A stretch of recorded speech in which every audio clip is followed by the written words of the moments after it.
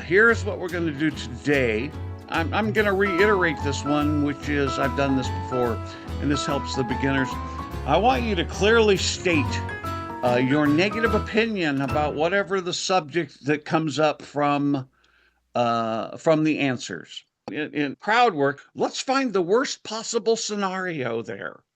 Let me explain something else. The hardest technical thing for everybody when they began is after a fashion, you have to repeat their answer. Remember, if you're in a large club and you don't repeat that answer, you say something funny, 25 people heard it, and the rest of them are talking amongst themselves because they were left out.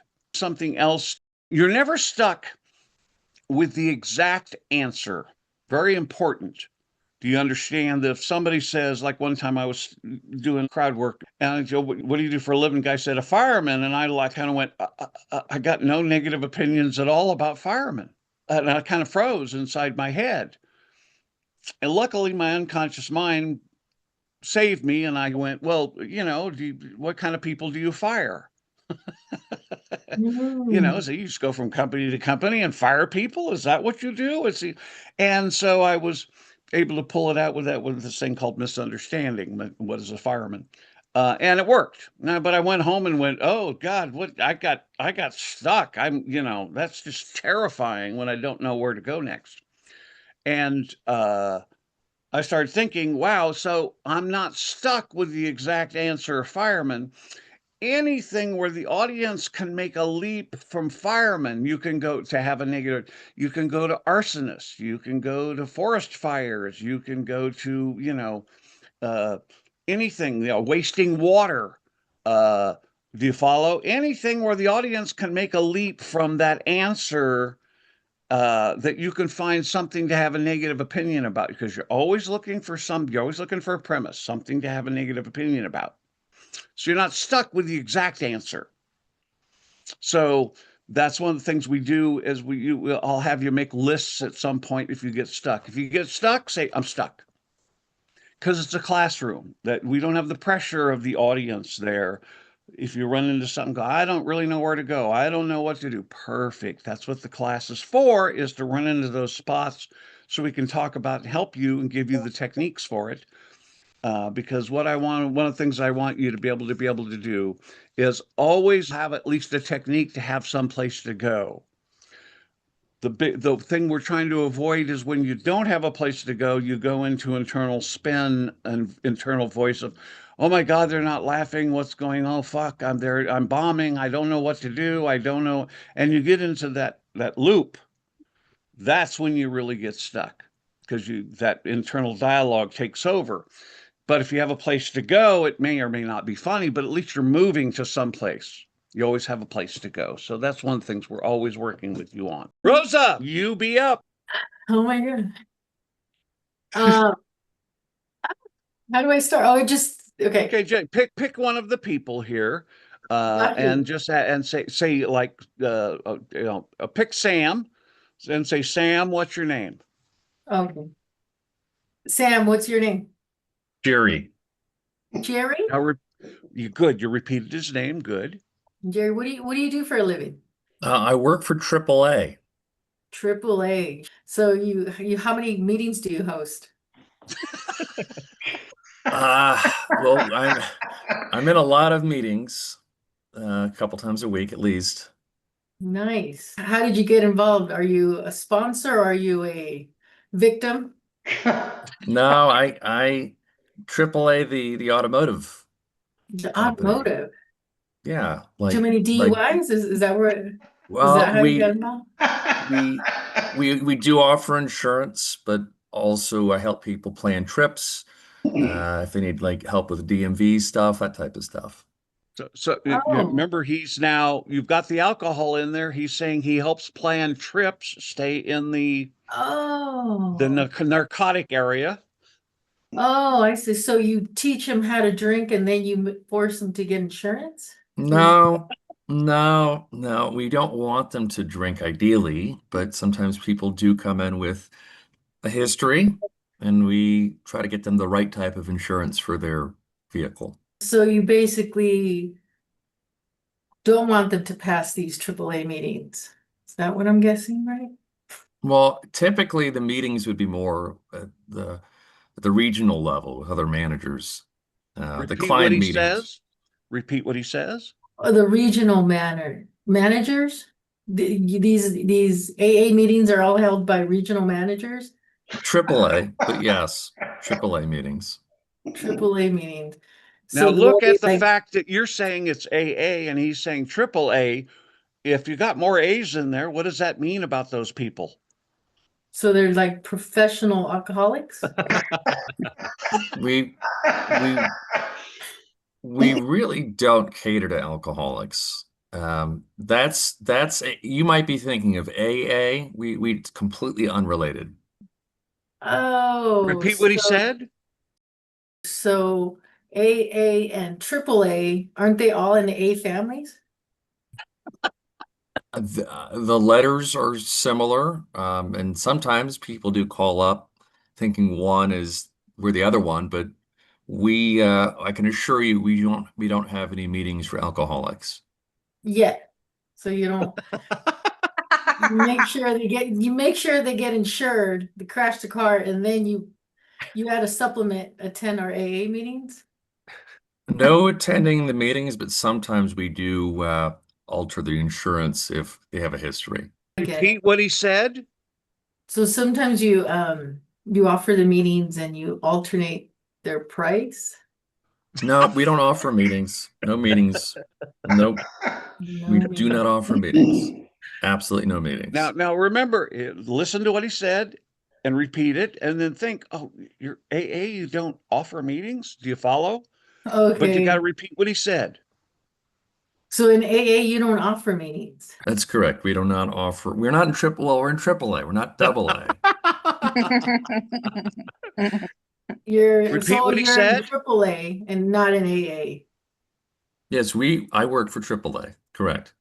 Oh, you work for AAA. Oh, I see. Okay. Okay, so you're in AAA.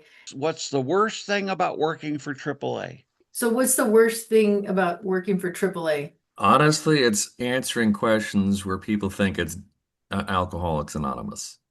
Oh, Repeat what he so said. it's answering questions when people think it's Alcoholics Anonymous.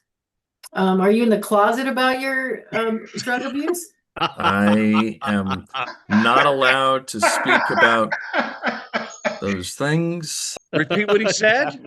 So you're not allowed to talk about it because it's confidentiality, because right? Is that what I'm guessing? It would be illegal to ask that in the state of California. Oh, okay. It would be illegal in the state of California. Yeah, it is illegal to drink and drive. I've done it a few times myself. But, I'll leave you to your confidentiality. I don't want to get you in trouble here. We're not here to bust your chops. Only AA does that. We'll move on. How about Buffy? Buffy, what's your name? Hi, Jamie. Hi, Jamie. Hi. What do you do for a living? I'm an interior designer. Interior designer. Wow. Is that something that you studied Oh, for, or is so it so something go that to a you negative. Do you have any negative opinions about interior designers? Really, honestly. Oh, they're very mute. Everything's very basic. Tell her So, that. You just do basic stuff. Just yeah. accuse her. So you just do basic stuff. No, I think I pride myself in bringing out the personality of my clients. So you're Oh, bringing out that's the beautiful. Now, personality. assume that the personality is psychotic. Oh, okay. So you got these Now, repeat whimsical. what she said. So you bring out the personality. So you bring out the personality in your customers. Now say, well, what's the worst person in the world? And say, well, what if this person is this? So what if this person is eccentric, Oh, much whimsical? worse. What's Who is the much? worst person in the world? Oh, what's the worst person in the world? Yeah, tell her. Say, what if this person, we pick the worst kind of person in the world? Oh, well, what if this person that you're working with loves dogs and likes to peel dogs and put dogs on their walls? I'm thinking of Corella. I'm thinking of Corella. I mean, do you work with those kind of people? Do you satisfy But their stop, let her answer. Let her answer. I do have a taxidermist, and sometimes we offer that. Correct her. Go into the horror. You work with a taxidermist? I have a sponsor that provides me, deer heads and cheetahs if people are into that sort of thing. She has a taxidermist that takes heads of deers and puts them on the wall. What if they wanted to skin their kid? I mean, do you also satisfy those type of clients? No, I would not take on that person. Okay. Okay, it's getting dark. Good. Give her a round of applause. That was great. You are getting dark. That was great. Good for you. That was your first time. Give her a big round of applause. That was your first time. Some really good stuff. Seems easy when you're on spot. You really have to remember, and you have to repeat their answer, at least most of it. You don't have to repeat every inch of it, but you have to repeat the important parts, where you repeat and kind of go, oh, you have a taxidermist that puts deer heads on the wall. You don't have to say the whole thing. Do you follow? I So the see. reason you're repeating it, because I don't think it's a good idea to share the microphone and let the person talk into it, because they could take the mic from you, right? You don't want to do that, because drunks, I've seen it too many times.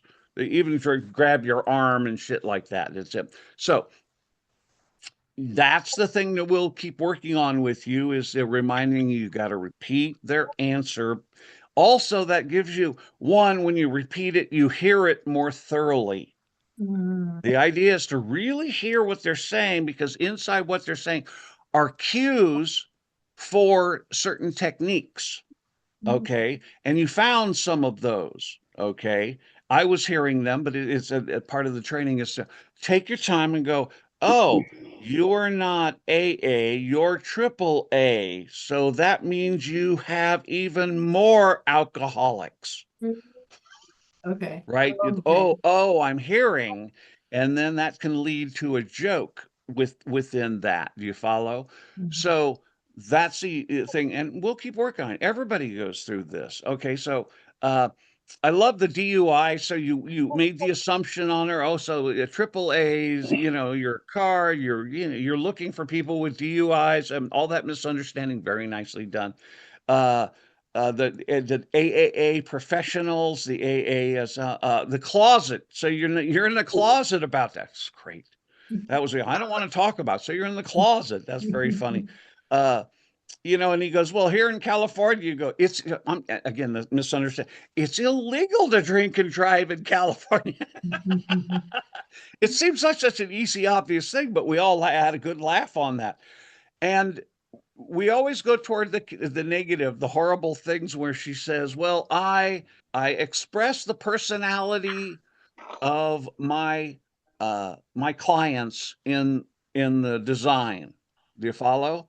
Oh, that's what I call a rabbit hole. There's a premise there of negativity, of a rabbit hole of who would what if they're serial killers? What if they're rapists? Yeah, and you finally got it. What if he wants to skin his dog alive? And that was great. That's what I'm looking for, is that demented. Because she gave you what I call a rabbit. That's a rabbit. It's, I help express now what we do in crowd work is, then let's find the worst possible scenario there. Who is the worst? That's what I was kind of saying. And you found somebody, not the ones I was thinking of. And I like the fact you did that. What if somebody skins their dogs and wants to hang them on the walls? Oh, and then she goes, well, we got taxidermy. So taxidermists, and that's a misnomer, skin their dogs and put them on the wall. Oh yeah. You keep winding it, and so that you keep winding it, so and that's what I call a rabbit hole. You've got all these jokes that are organic down that rabbit hole, if you just find the right combination of ideas and stuff. So really, really, especially first time, that was really, really good. And I love the fact that you went really dark. Okay, that's great. That means that you're demented. And that's a happy thing for us. Anybody else? Dave? The misunderstanding was amazing. It was really, really funny. But the part I loved, I was really impressed with, is you kept going with it. You didn't let it go. You had joke after joke after joke, misunderstanding after misunderstanding, which is a hard thing to do, and that was really good. I commend you on that. Also, I did love on your misunderstandings the way you were like asking him the questions. Your confusion seemed so sincere, and that actually made it funnier for me. I mean, the way that you were asking was the way you were like, oh, really, like this, and I don't know, it just made me laugh. Really, you want people with DUIs to buy insurance with you? You ended very nicely, and so usually at the end we try to like that go, oh, you got a sponsor. Well, I got this AA guy over here. He'll give you a sponsor. Oh, that would have been good. And that's what we call we tie the different people we've talked to together in some way. And if you can do that, like that with a sponsor, you get this huge laugh from the audience, and it's a great way to end a piece. If you can tie them together, the audience goes, wow, because they're watching you create those connections. Because I don't know if you know how much about my joke structure, but all jokes have one thing with two interpretations. Sponsor has two interpretations. And you connect those, boom, you've got good joke structure. Anybody else? Yeah, Karen. Firstly, amazing overall. It was just very, very funny. I like in the end when you're like when you said something like eccentric, and Greg's like, no, go more. It's like someone who peels dogs. I was like, Jesus Christ, that is way over. Like, that was so extreme, and it was so shocking. That was so funny. I love when you said the DUI thing. And again, back to I guess Dave's point about sincerity. You're like, yeah, it's fine. I've done it a few times myself. Like, you're being so sympathetic and like digging deep into it made it much funnier. And but to me, the most interesting part was that when he said AAA, I don't think that you immediately responded with, oh, AA, or oh, Alcoholics Anonymous. You just went ahead with it. And we all knew what was going on, but you didn't call it out. And that's almost like an exception to the technique, no, Greg? Because normally we like misunderstand out loud and then make sure everyone comes along for the ride. This time, her actually not saying it turned out to be more fun because she didn't give him a chance to correct, because she didn't say that she thinks it's AA. So that went on for like a good 3 to 5 minutes, and or meetings, no meetings, and then it's that shared misunderstanding in the room that just kept making it funnier, because they could just keep talking for the next 5 minutes without clarifying. Oh, I get it. Nice. Okay. Anybody else? Really good. Yeah, first time, and give her a really big round of applause. It's really, really good, because again, this is not as easy as it seems. These people have been at it for a while, and they still looking for how to find those jokes that are in there. That's why the training takes a while to get good at these particular skills and all. So good job.